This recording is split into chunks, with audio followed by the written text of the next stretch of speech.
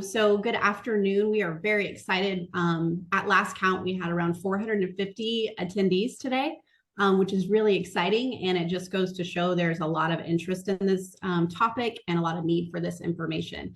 I'm Dr. Jenny French, and I currently am working with Think Circa as the developer of the Reading Foundations and Linguistics program, which I'll briefly discuss in a little bit.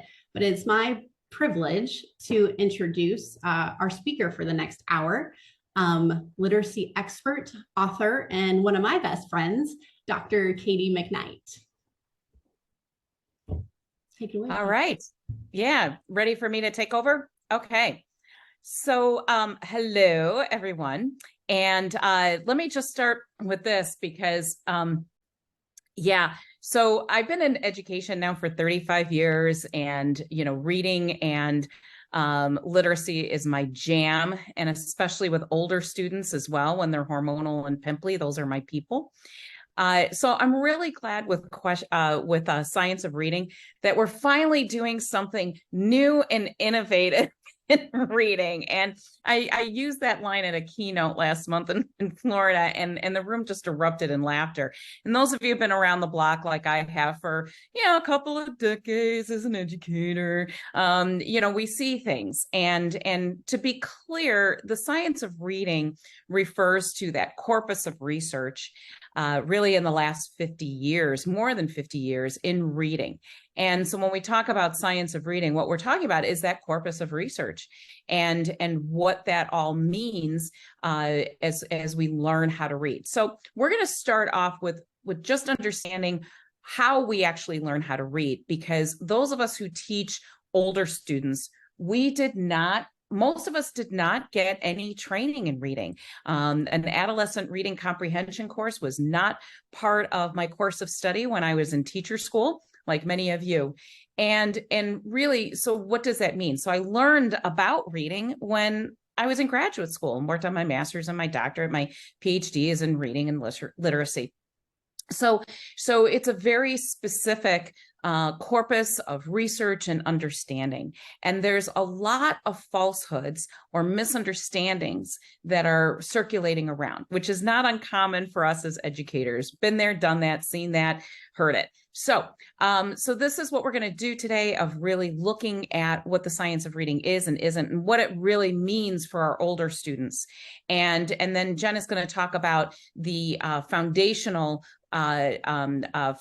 literacy and looking specifically at the linguistics. What do we need to know as teachers of older students when it comes to those foundational literacy skills? Okay, so let's jump into it. Let's go. All right, so the first part, this is a two webinar series, and there will be a recording of this. So you can share it with your friends, your colleagues, your neighbors, your UPS guy, whoever wants to watch it. And then the first part is just that brain and reading connection. There's so much that we are learning, especially in the last 10 years, about the adolescent brain specifically and its development. So a couple of interesting things. One is that you actually have to move more than kindergartners to learn as a middle school student. Middle schoolers need to move more than kindergartners do to learn. I found that fascinating. The second thing is what we know with the onset of puberty is the changes in the development in the brain are as dramatic as 0 to 12 months. And that is gobsmacking and has a lot of implications. So in your copious free time, and I say that with all the sarcasm I can, check out Sarah Jane Blakemore. And her book is Rethinking Ourselves. She also has a wonderful TED Talk that'll give you basically a crash course on everything you need to know about crazy hormonal teenagers and the neuroscience behind their development. So today we're focusing on those foundational reading skills, and specifically vocabulary and morphology, and what that means for us with older students. And then part two is more things that lead to grade level reading. We know that there's a huge gap. We're all very, very acutely aware of it, but how do we start closing that gap that is based on what we know, the science of reading, the neuroscience, and evidence? So I like to make things simple So we're going to look at 7 highways, 7 pathways that will close that gap. And it's not about, one specific thing over another. It's a way of thinking that if you're doing these 7 things on a regular basis, that's where the magic is going to happen. That's where you're going to see the needle start moving towards that grade level reading and students reading comprehension improving. Okay, or reading skills too. All right, so the brain and the reading connection. So human beings are hardwired for language. If I live in a home where Mandarin Chinese is spoken, I'm going to learn Mandarin Chinese and I'm going to be able to speak that language. So if a child is surrounded by spoken language, will they learn how to talk? And the answer is ding, ding, ding, ding. Yes, yes, yes, yes, yes. That's absolutely true. Okay, now let's look at the reading side of it. Human beings are not hardwired for reading. So children are surrounded by books all the time. Don't they just learn how to read? And the answer is wah, wah, no. And here's the reason why. So there are specific neurological connections that happen with the brain when we learn how to read. Now, to be clear, there are many, many ample studies that show that kids who come from homes where there's print material and the families are literate and they read and vocabulary spoken, do they have more words when they start kindergarten? Do they have higher literacy achievement? Yes, but literally to learn how to read, to decode words on a page, is a neuroscientific process that happens. So Frank Smith, a long time ago, in his book, Understanding Reading, he referred to reading as a socio-psycholinguistic process. And I really like that term. So there is the neuroscience behind it and the linguistic components of it. But yes, there's also the social aspects of reading as well, which has also been proven in this corpus of research that we're now coining the term of science of reading. So we have to train the brain for reading. And this is how it works. So when we learn to read, no matter at what age, because one of the questions for the webinar was, is this different for older students? And the answer is no.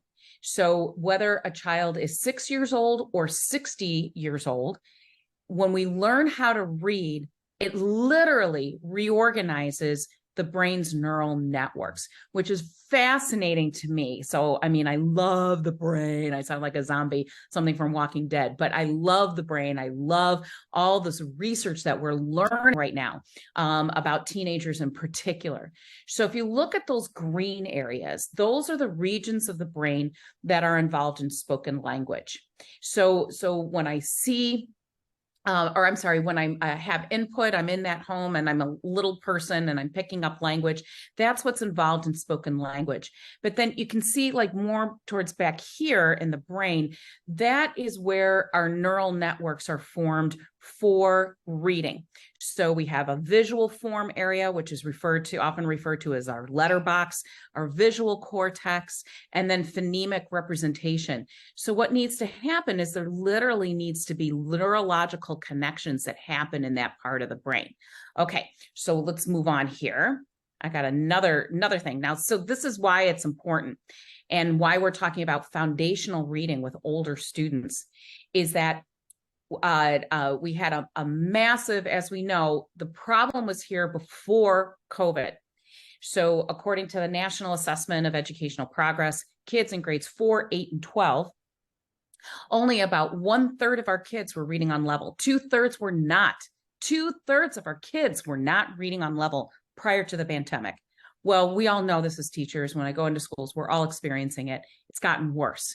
So many of the challenges that we've had in education have always been present. They've been there, but they got exacerbated. They just kind of blew up during COVID for a whole, cacophony of reasons. So looking at the data, this was looking at growth rates. So looking at kids in 2022, 2023 to pre-COVID trends. So it was about how much they grew. That's what we were looking at. And you can see that 3rd grade, okay, so we have +4, but then look at what happens in 6th, 7th, and 8th grade. When I first read this study, when it came out this summer, this report, I literally lost sleep over it. So what we're seeing right now in middle school reading, we got hit the hardest. So it's one of those things that we don't want to be number one on that, but that is really what happened. We're number one as far as low growth rates in our kids reading. So what do we do about it? So as far as foundational skills and linguistic skills that are required, those foundational skills, it's very clear. The evidence, the data is showing that this is true, but also pragmatically, when Jen and I are in schools and we're talking to colleagues, and my experience is that it's huge. It's a huge problem right now. So when you look at these two brains, the struggling reader and the strong reader, they're facing each other, by the way. So that's the fronts of the brains are at each other. You can see on the left that you have the struggling reader. And when you think about that previous slide, they're really kind of relying on different parts of the brain, not the ones that we associate with reading. And then when you look at that strong reader, by the way, the larger the circle, the more like it's getting hit there. The more it's interacting. So we're relying very heavily on that part of the brain with the struggling reader. And you can see from the stronger reader that, when I share this, when I'm doing a live presentation, colleagues will immediately say, well, Katie, when you look at that, you can see literally the organization. So you have all these blue spots, and it shows that there's more of an even distribution. So I always say, if you live on the East Coast, it's like you're trying to get 95, built up, Interstate 90, or, let's do one that goes all the way across. So 70, 80, or 90, any of those going across. And you literally want those connections happening. And when we don't have those connections, we try to compensate in other ways. And that's what the left brain is pretty much showing. Okay. I think, yeah. Okay. So now it's video time. I love this video because it really nicely encapsulates what we're talking about in about 2.5, 3 minutes. So it's movie time. So we already tested everything, so we know it works. So when you watch this, think about what those implications are for us as middle school, high school teachers. Some of you may be 4th, 5th grade teachers or educators, education professionals in those areas too. But this is how we learn to read, and it's really great information. Okay, so here we go. What if you couldn't read? How would you perceive words if reading wasn't possible? For anything you encountered with words, you would just see a series of symbols with no meaning or purpose. In fact, humans are not meant to read. Our brains did not evolve for reading. Our brains are extraordinarily organized from the time we are very young for speech processing. Same is true for our vision. Reading, on the other hand, is not innate and requires the collective activity of many areas of our brain. Babies already have a sophisticated spoken language and visual system, but to learn to read, our brains must be trained to connect our visual system with our spoken language system, actually changing the way our brain codes phonemes and connects those sounds to meaning. We know this because researchers have used imaging techniques to show what actually happens inside the different parts of the brain when a person reads. When we read the word ingredients, for example, it activates the occipital lobe in the back of our brain in the same way any other visual stimuli would.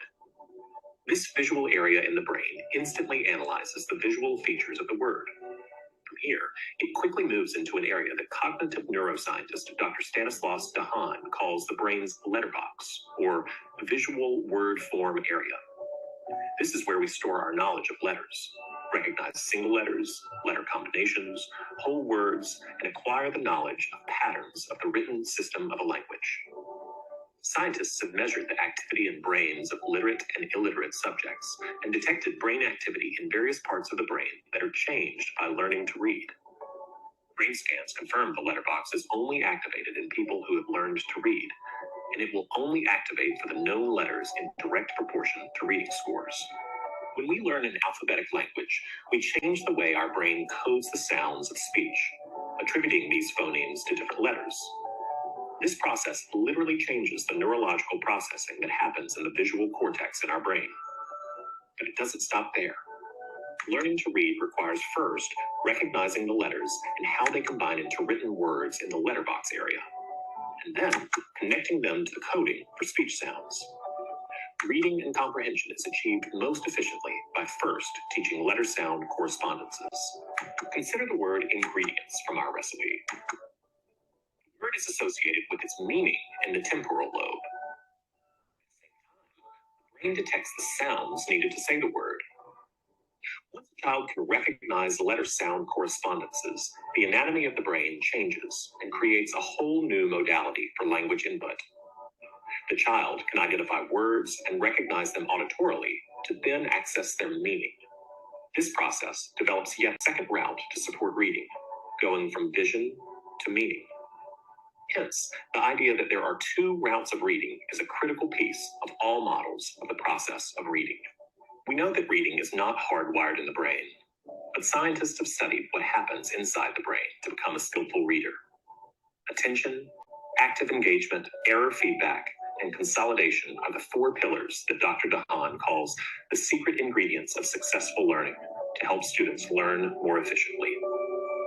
Because the brain can change to learn new things, reading teachers should employ explicit instruction methods that strengthen the neural pathways and allow students to become strong and successful readers.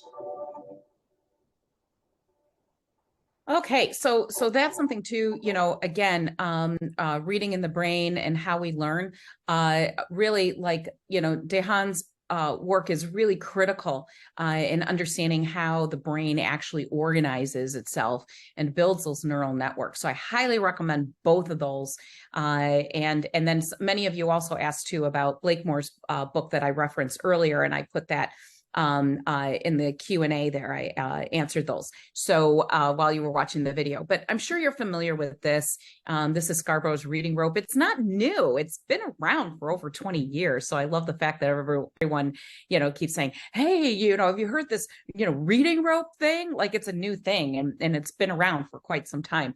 But the idea, very briefly, is that when we look at that bottom part, that word recognition, we generally expect that it's not to say that we don't do some of that in the older grades, but this is where we really focus is on the little people in those K through third grade. So phonological awareness, decoding, sight recognition, it's decoding, if you will. So phonics instruction. And the idea is that all these strands are kind of separated. And as we learn and grow as readers, they get tighter and tighter and tighter and tighter. So when you see that right end, that's where we are. Where it's all nice and tight. We don't think about decoding so much until we encounter a word that we may have never encountered before. I just finished reading Ken Follett's new book because I'm a big historical fiction gal, and he had a word in there. I'm like, well, that's a new one for me. I had to go look it up. I'd never heard of the word before. And then that top part, we get at comprehension, language comprehension, background knowledge. Dan Willingham, his book, The Reading Mind, is really important. He is a cognitive psychologist out of University of Virginia and has done a lot on background knowledge. Background knowledge is massive as far as comprehension is concerned. So I always say background knowledge plus vocabulary equals comprehension. So background knowledge, vocabulary knowledge, language structures, verbal reasoning, and literacy knowledge. We get into that more after we've secured the phonics, and those foundational linguistic skills. So what we know is that good readers actually know a lot about a lot of different things. So this is where inquiry, good questions, reading for purpose all come into play. And we'll talk more about it in part 2. But questioning and the purpose for reading is really critical as far as comprehension, motivation, and engagement. And we've got to have those if our kids are going to read. And at this level, in 6th through 12th grade, the more they read, the better they get. The more they read, the better they get. I'll say it again, the more they read, the better they get.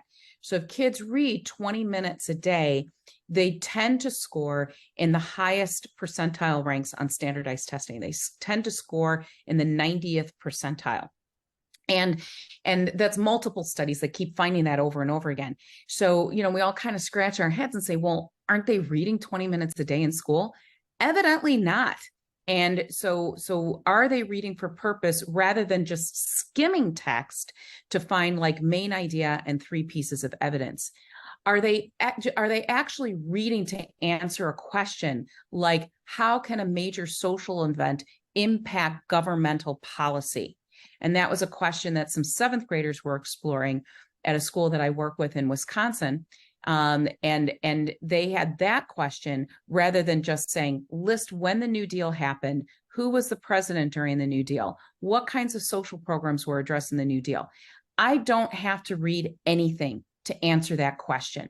I can just skim, but I've got to read more in detail if I've got a good question. And that's much more motivating, isn't it? And also something that kids can apply to their present life too. A lot of social change that we've had because we just came out of a pandemic that we're all working towards. So this model, and there's also a simplified model for reading too. That's another reading model that's around right now. But this is basically it. So we have all these strands. So what we're focusing on today are the word recognition, that lower part right there.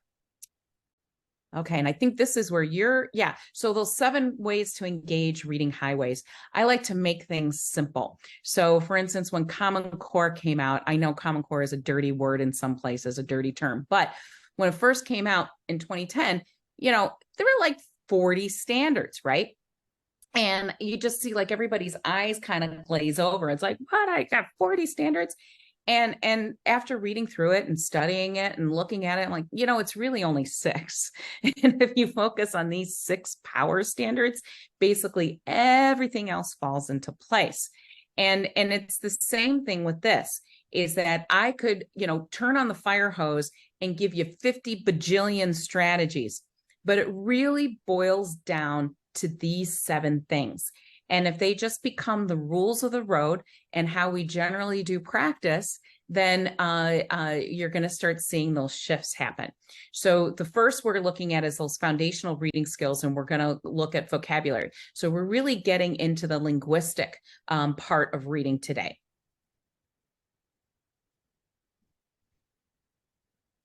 All right. I think this is your show now, Jen. Yeah, so let's talk a little bit about the foundational reading and linguistics program that ThinkCirc has developed. And I would like to pull this picture up again, just because it really depicts, it's a great visual of what also has happened in the marketplace. So if we look at word recognition and how it's been geared for K-2 students, you will only find curriculum and resources on word recognition for K-2 students. So what do we do when we have middle school and high school students who need help with word recognition? There aren't resources, there aren't materials available. So as a previous assistant superintendent and curriculum director, I spent the last 5 years wringing my hands because there's nothing, even when I did have ESSER money to purchase, there is no resources to purchase that are age or developmentally appropriate. And so teachers are frustrated because their secondary teachers are experts in their content. They don't know how to teach word recognition to no fault of their own. And administrators are very frustrated because there's no place for them to go to find those resources. And so you have the one reading specialist that you may be lucky enough to have in your district is now stretched even more thin as they're trying to now replicate all of their resources and materials and make them appropriate for middle school. So hasn't been a great situation. And then like drum roll until now. So the goal really with ThinkCirc's program is what we've tried to do is meet 2 goals. And one is to meet that gap in the marketplace, to develop curriculum, materials, and resources for big kids, middle school and high school, that teach them word recognition where there hasn't been anything before. And we want these to be developmentally appropriate. And the second goal here is to also remove the stigma that comes with reading remediation. If you tell a student or they see it on their schedule that they have a remediation period, motivation is automatically down. They're disengaged, and that's the first barrier. And if we look at barriers to adolescent learning with struggling reading, 1 is that decoding piece, 2 is the motivation. I hear more questions than any other questions from middle school and high school teachers. How do you get them to care about anything? It's the apathy, it's the emotion around it. How do we get them to care? Well, one of the ways we remove that first barrier is by taking this linguistics approach. And so a lot of it is semantics, and we're marketing and we're trying to get kids on board. And so we're removing the thought that this is a reading remediation course. This is a linguistics course. What's the difference? Smart people do linguistics. Dumb people do remediation. Okay, so let's just call it as it is. In the foundational reading and linguistics program, it provides all of that basic reading foundation stuff, but on a linguistics platter. And so we've organized it by the 5 categories of linguistics. And so we start at this micro level and really move through the macro level. So the first part that students experience is the phonology, the sound patterns and rules. And then we kind of move our way around the circle to morphology and word building, sentence structure, semantics, which is really context clues and vocabulary and multiple meaning words. And then we end with pragmatics, which is really how culture and bias work into a text, how dialect impacts a reading experience. And so that contributes to tier 1 and to tier 2 instruction. So even if I'm a fluent reader and I'm good with comprehension, I can decode this sentence. I might not know why a rule is the way it is. I might not know that no English word ends with the letter J. And building up my understanding of language and the study of linguistics will help my overall reading experience. Building up that morphology is going to help me on SAT and ACT prep. So for tier 1 instruction, it checks that box, but this was really designed for tier 2 instruction. And those students who have all those COVID babies who are now in intermediate and middle school that missed, instead of getting reading instruction with their teacher where they were sitting on the rug and getting explicit instruction, they were at home trying to do things online, and it was not effective. And so we're seeing all those huge gaps. So a little bit just logistically about the program: 18 units, approximately 5 lessons per unit. That equals, if you're using a 45-minute period, about 100 days of instruction.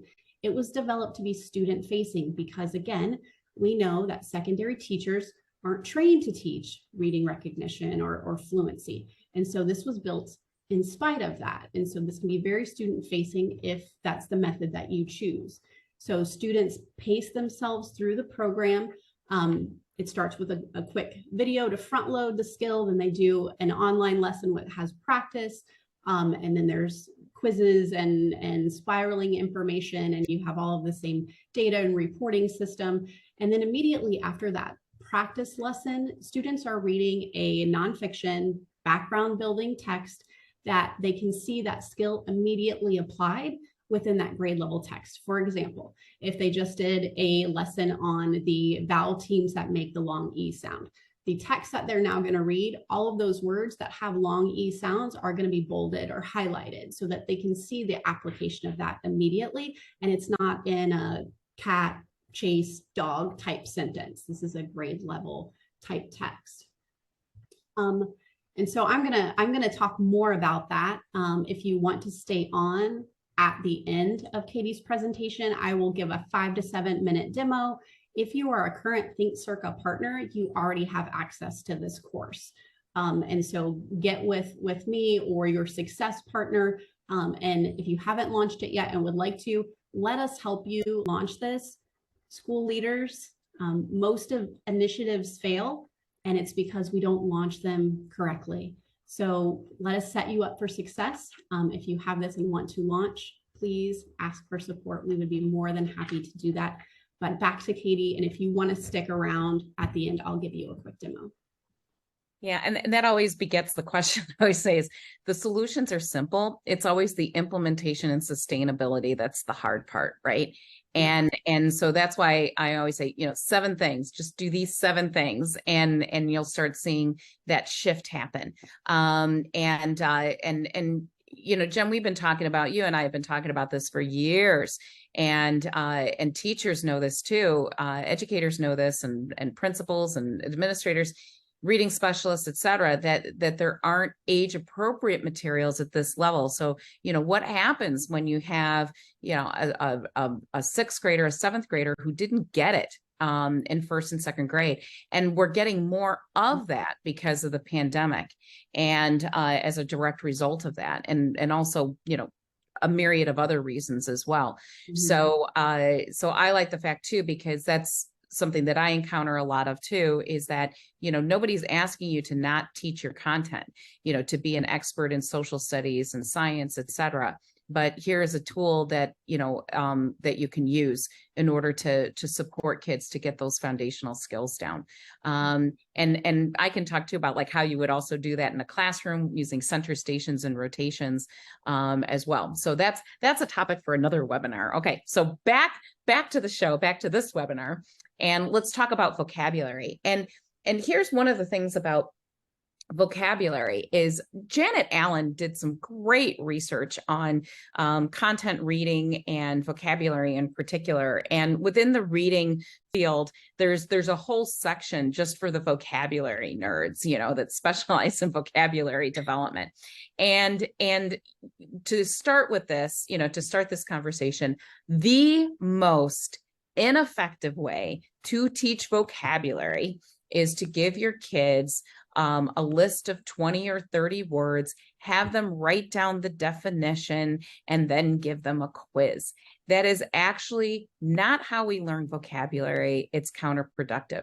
So I want you to think about when you studied a different language, you know, back in the day, the first time I studied a language, when, you know, I studied Spanish when I was younger, we get lists and lists and lists of vocabulary words. I'd memorize them.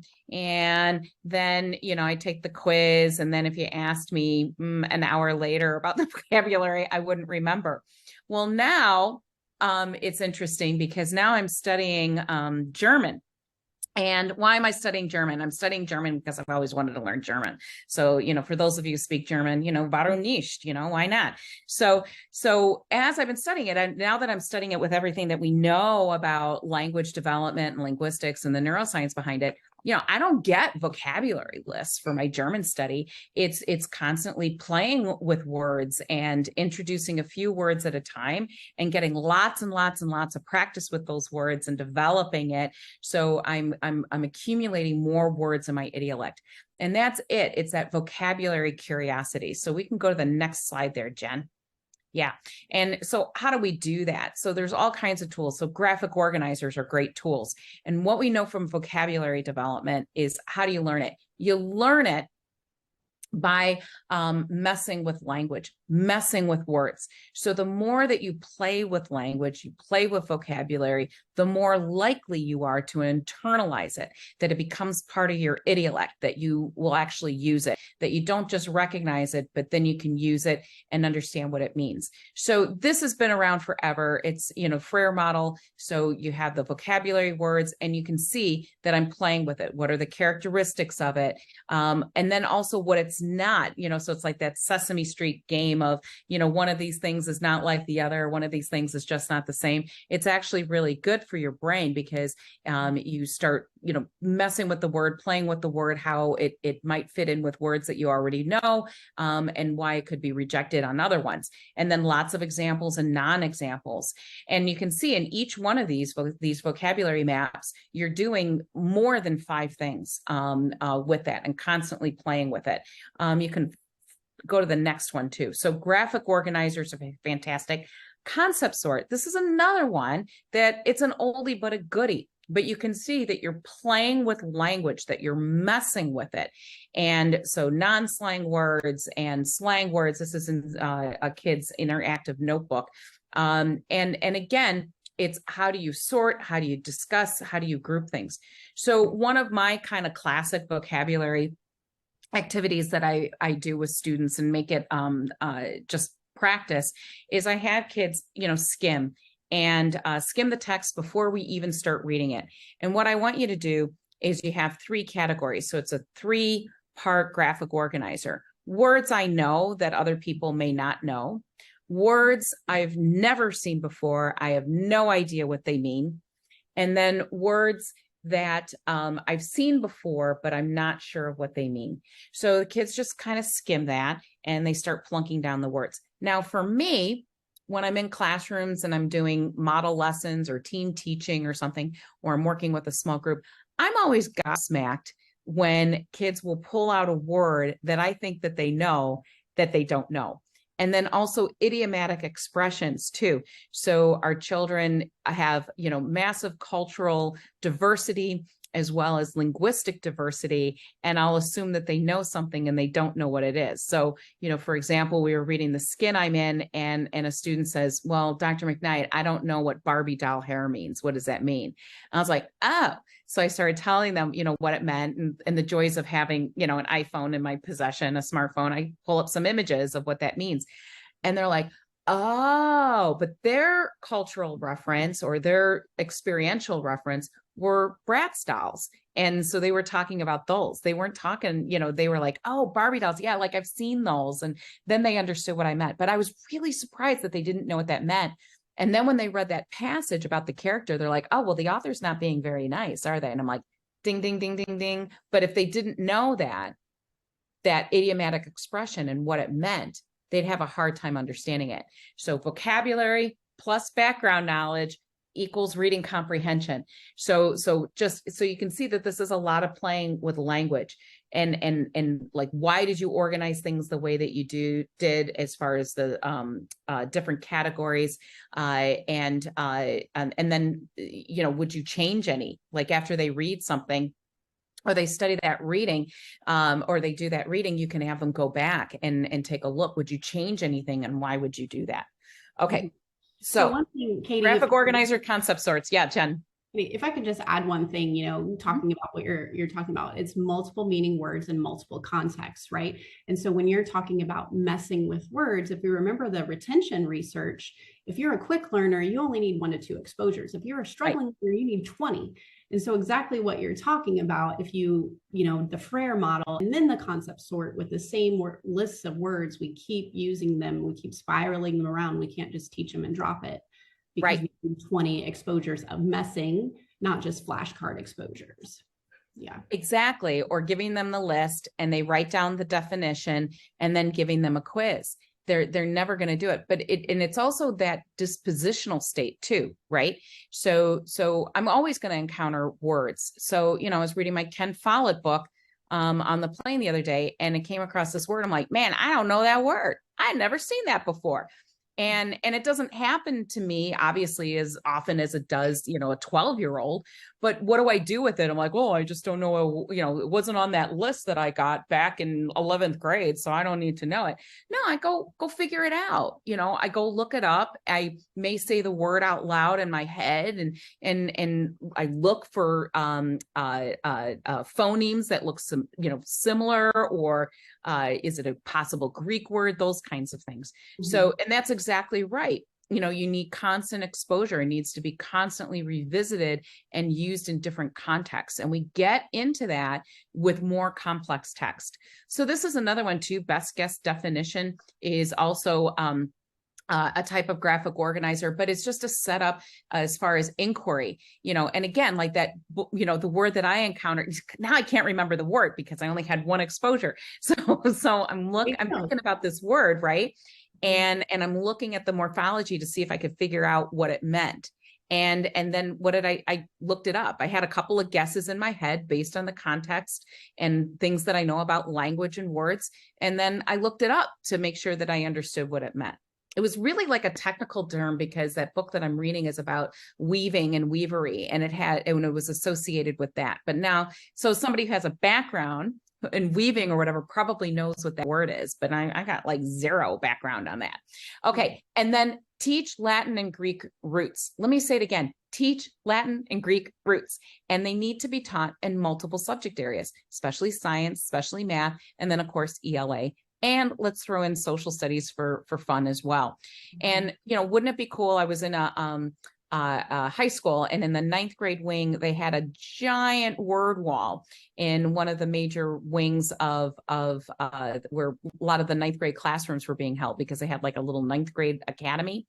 And they had this massive word wall of all of these Greek and Latin roots, and just what they meant in different contexts. And they encouraged the kids that they could have a sticky note or something like that and slap like another example on there. And it was just filled with all these little sticky notes and different examples and things that the kids had. And again, that's like, let's make language and word study dynamic.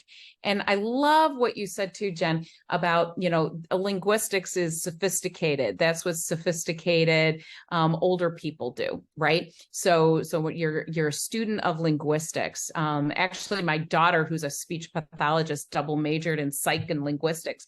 And it was really funny because at graduation, they sort them by majors. And they put the linguistics, computer science, and physics majors all together. And I just found that I just kind of scratched my head on that. I'm like, oh, well, computer science in a lot of ways is a language that you're learning. I don't know how the physics students got in there. I have no idea. But anyway, but it was just really kind of interesting how they categorize them. They didn't put them in with social sciences. They put them in with more like what am I trying to say, like linguistic type thinkers and systems thinkers, is where they put them. I thought that was interesting. Yeah. You know what? Linguists are like one of the top fields that are raising and increasing because of AI. So the people that are behind AI making all those word connections all have backgrounds in linguists. So that's interesting, another way to kind of plug or do some career discussions with your students and tie this back to linguists and AI, which might be more interesting, is like, hey, this is a thing. Ooh. You could have a future here. Yeah, there you go. And you could be cutting edge on that. So so there's, if you scan that QR code, that goes into my newsletter. And so come and join like 30,000 of my friends over on my newsletter, and I send it out like once a week. I don't share it with anybody either. It's for our community, and just to let you know, like things that are going on and updates and such. So if you sign up, one of the first things would be like, here's the link for the webinar I did with Think Circa, and you can go check that out. But I'm always giving out like free resources. So those graphic organizers that you saw earlier, different resources, or that concept SOR poster, I'm always sending things out like that every week. And it's my way of contributing back to my profession that I so dearly love. So, and then, well, okay. So Jenny and I, this has been our project now for a little over a year, and we're really excited about it. And we're working on a book right now of Science of Reading book for grades 4 through 12, and reading and thinking in every classroom. So, so similar to these kinds of things that we've been talking about today, but more in depth and as a resource. And the big plan is to have that out, in late spring. We should have it ready and hitting bookshelves. So if you sign up for the newsletter, then you'll also get information as to when the book will be available. Do you want to say anything else on that, Jen? Well, just, you don't need another book to read, right? But we're very pragmatic and realist. And so we've really designed it to be more like a recipe or a cookbook. So you don't have to do actually a lot of reading. If you want to find a strategy, we'll provide like the background and the research behind it, but it's very much like, here's the strategy, here's the graphic, here's the printable or the reproducible, uploadable, however you choose to do that. But we've made it very much apply right away, even if you want to skim ahead. And then if you're interested in the research and the why behind, you can always dig into that. So yeah, so we provide that, like, here's the research, so you know that we, this is based on something, and then here's how you go about doing it. So you don't need to read a whole book on think alouds. If you want to, go ahead and do that, because there's some wonderful ones out there. But here's really like, how do you conduct a good think aloud? How do you do a good read aloud? This is how you do it. And step by step. If I have kids who are having comprehension issues, here are 5 things that you can do in order to build comprehension. Here are 10 vocabulary strategies that develop that vocabulary curiosity and develop kids' idiolect in those different content areas. Yeah. So do we want to stick around and start demo now? And if you're not interested in a demo, sign off. Yeah, I'm kind of looking to see. Response okay. To? So yeah, I'm looking to see if there's any Q&A in there. So are there any programs that teach vocabulary specifically? As far as, the teaching of it, there's lots of books on it. Like Doug Fisher and Nancy Fry just have a book. It's K-12 vocabulary playbook, but as far as systematic teaching of vocabulary, no.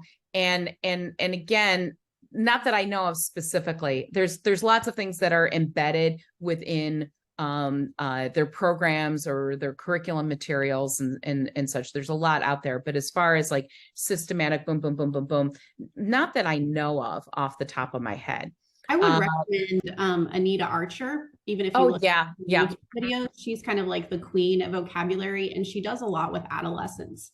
So you can see her demoing, and she really gets in that multiple exposures in multiple different ways. So look up some Anita Archer stuff. Yeah.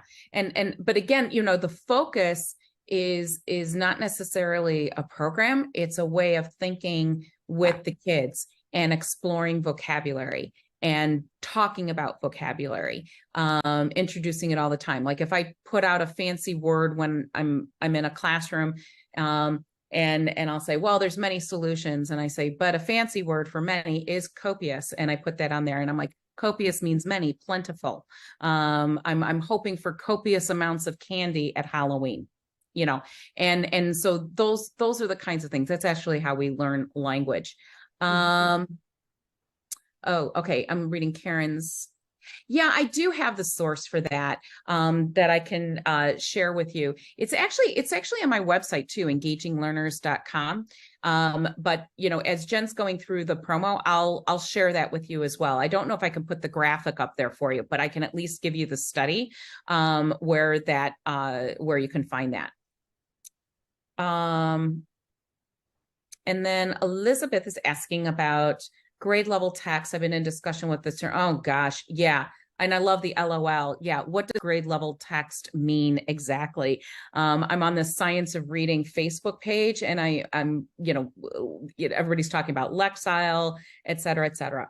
So, when you have, your test data, they'll generally, give the score for the kid. And that is looking at grade level text. So sometimes, let me go rewind. Okay. So grade level text can mean a lot of different things. I actually prefer to use like grade level ranges because your background knowledge can really impact your accessibility with the text. And let me also add too that, I love this discussion, and I say this with as much sarcasm as I can about, kids need to do cold readings. I'm going to ask everybody right now out there on the webinar, when was the last time you did a cold reading where you didn't know anything about the topic and you were reading it because other than a standardized test, like you're taking the GRE or SAT or whatever? We don't do cold readings. It's not authentic reading. We always have a context. So going back to what you're saying about grade level reading, there's many different measures. So Lexile uses it, there's RIT, there's all kinds of things. But basically, not only are they looking at your decoding, because some measures just look at your ability to decode, and then others will start getting into background knowledge, what they would expect a sixth grader to know. But that gets really messy because background knowledge can be so varied and has so much cultural impact as well. So grade level reading is really what is expected on this particular measure, for example, Lexile, that kids should be able to access or read. So what we expect sixth graders. So the NAEP data that I was referring to earlier, they have a measure of like, they think that this is grade level reading. This is what it should be. And what's important with NAEP is that it's been very consistent in the 50 years that they've been administering this assessment brought to you by the U.S. Department of Education. So their data is highly reliable in giving us a lens as far as what's going on with kids nationwide. Okay, and then Karen, I'm going to give you that article. And then Valerie is asking, does the foundational reading and linguistics curriculum rely on all students struggling in the same areas? How are the areas of reading difficulty distinguished? Is there a pre-assessment? I think Jen's going to answer that question right now with the demo. Yeah, I will, but I can kind of answer that, sum that up. So there's a pre-test and a post-test that marks their growth, but it's not a diagnostic and it won't place them within the program. So one of the major problems that why kids are ending up in the place that they are is because they have so many gaps. So regardless of where your entry point is, everyone starts with lesson one, which is an introduction into what linguistics is. Again, to play up that this is not remediation. And then it goes into those phonological awareness and the blends and the sounds and all of those types of things. So it's systematic and explicit, and we don't skip around. And I know a lot of teachers like, oh, don't waste time, just give them what they need. Well, no, the reason that we're here is because we have gaps. And if they're a struggling reader, they need those 20 times exposure. So this is not going to hurt them to get practice with a skill they may already know. It's only going to benefit them. So it is very much a systematic, you start at lesson one and you work your way all the way through, really to make sure that no more holes or gaps are created or holes are missed. But yes, it measures growth with and post test there. I think I answered that. Katie, did I answer all the components to that question? Okay. Yeah, and yes, I think so. around if you want, I can go into that more detail. Okay, and then the next webinar is some folks were asking about that. I'll tell you what, I'll put the link in there of where you can register for that, and then you'll get a follow-up too from Think Circa, and they'll send you the link too. Okay.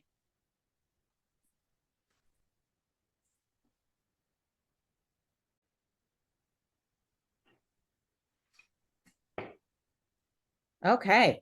Okay. Yeah. So on to the demo. Okie dokie. All right. Here's your video. Yes, I do want to sign.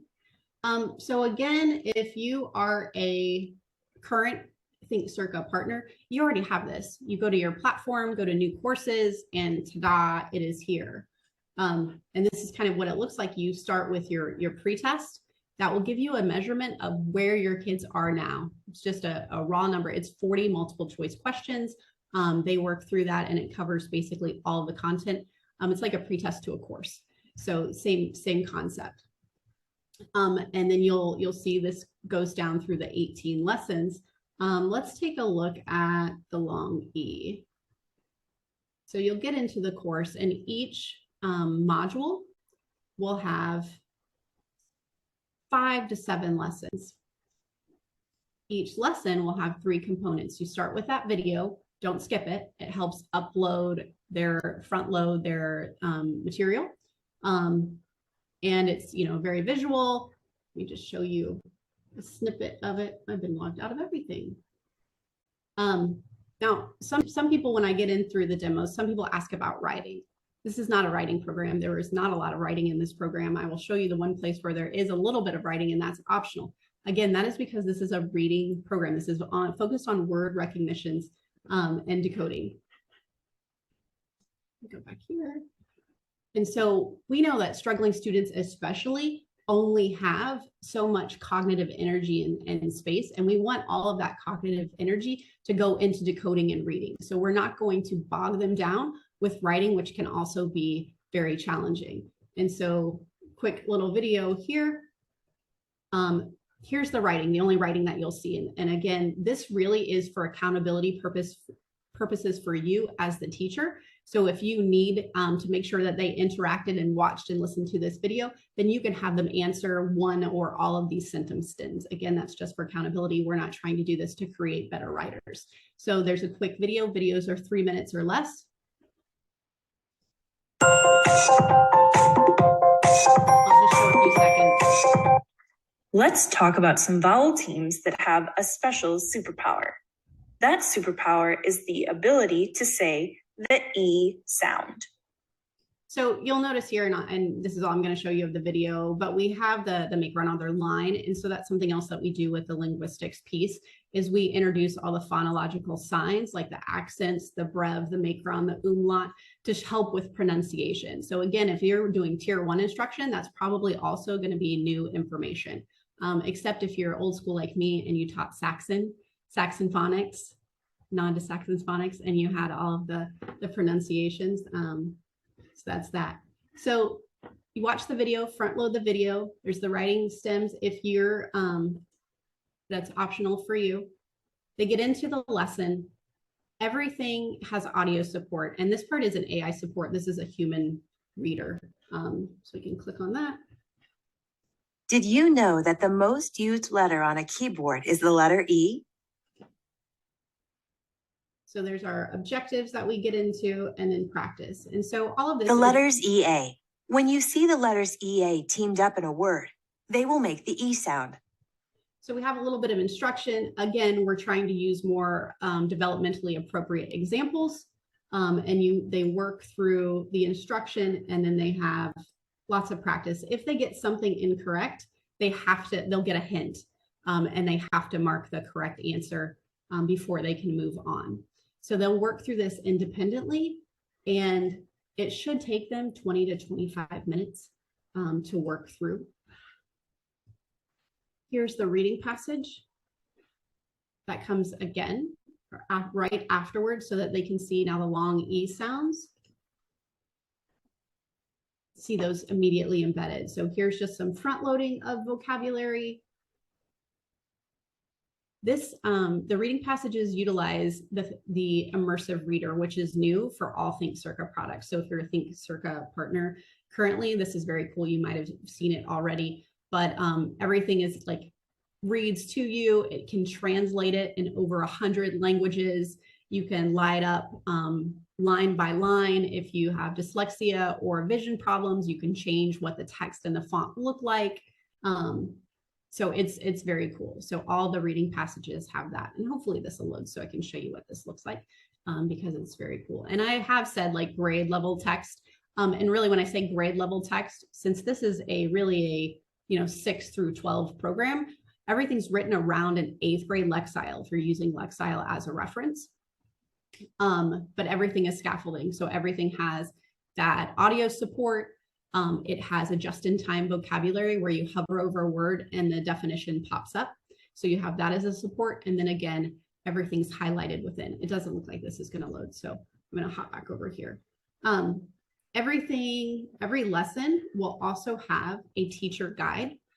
So if you see that your students, bombed a quiz, and now it becomes a tier 3 or an intervention, we have a teacher guide for every single lesson.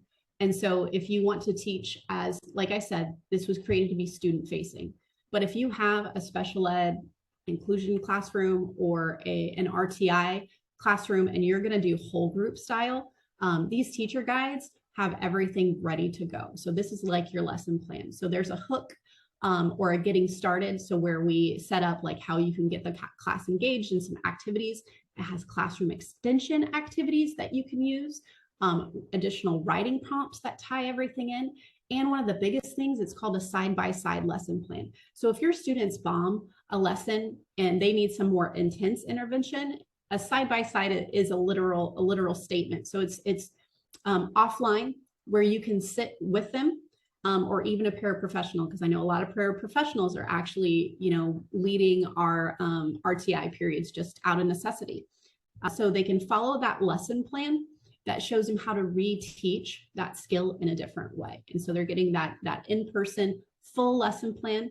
And then it has accompanying offline resources. So printables, word sorts that you can print and they can actually manipulate. Or if you're going to do additional graphic organizers you want to print out, or they can upload them on their Chromebooks. So that's huge. So that question always comes up. What happens if they don't get this? Well, the answer is you have a teacher guide for each lesson that shows you how to reteach the lesson plan in person. And then you have all of those offline resources. So that's just it in a snippet in 5 minutes or however long this was. If you would like more information, or again, if you're a current partner and you want to get this launched and get it started, let us help you. Let us help you make it a successful launch and a successful experience for your teachers and for your students. And so contact your Think Circa Success partner, and we can get we have implementation guides, which are pacing guides. So whether you're doing a 20-minute, a 45-minute, or a 90-minute block, we have all 3 of those pacing guides already set out for you. And so we have all the resources. You just need to ask and we can get those to you. So Katie, any other questions pop up or anything that I should address with that? No, actually, no, actually not. I didn't mean to raise my hand. I meant to do like the youngins did and have like, you know, a burst of like a cheer or something like that. But I can't. It's disabled. So I think my Think Circa buddies know me too well because I'll be like the kids playing with all that. Yeah. I love that too because there's just a such a high need for it too. And so there we go. I got the confetti now. So you know that we just really need tools like this. And as I said before, there are very specific things that you can do too, as far as organize your classroom to accommodate that. And that would be another conversation too. So, you know, using center stations, rotations, it would work perfectly. So yeah. But I just want to thank the folks at Think Circa for the opportunity. And the second webinar will be coming up. It's early December, isn't that right? December 5th. December 5th. So December 5th. And of course, it's recorded as well. But I always end every time I'm with fellow educators. I just want to say thank you for all that you do on behalf of kids every day. And I really do love our profession. And thank you for taking time to be with us today. Thank you.